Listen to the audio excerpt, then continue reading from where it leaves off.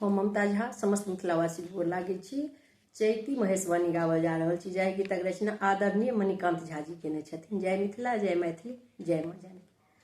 चैत मास हर के पूजल हो रामा, गौरी के संगे।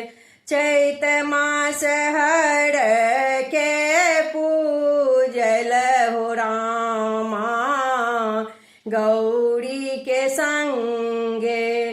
गौरी के संगे, गौरी के संगे।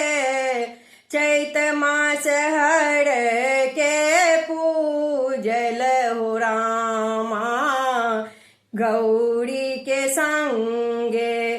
अक्षत चानन और गंगा जल, अक्षत चानन और गंगा जल। बेलक पतिया आनी कर राखल, बेलक पतिया आनी कर राखल।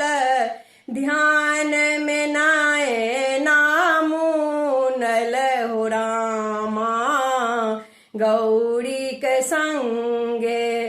ध्यान में नाए नामुनल हो रामा, गौरी के संगे। चैत मास हर के पूजल हो रामा, गौरी के संगे।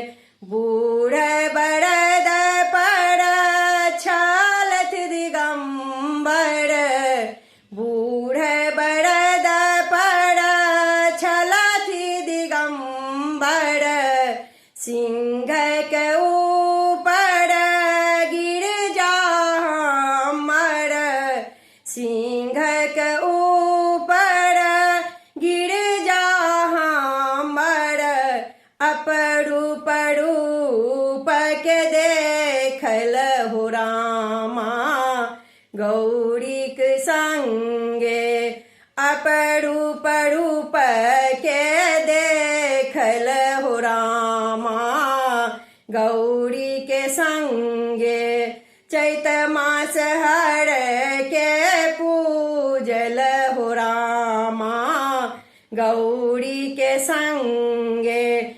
मणिकांत देखताहि सुधि बिसरायल, मणिकांत देखते ही सुधि बिसरायल।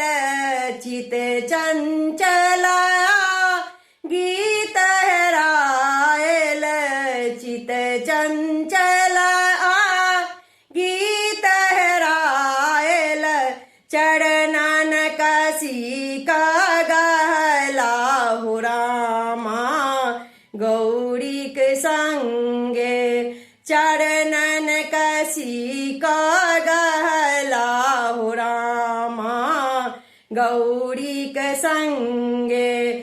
चैत मास हर के पूजल हो रामा, गौरी के संगे।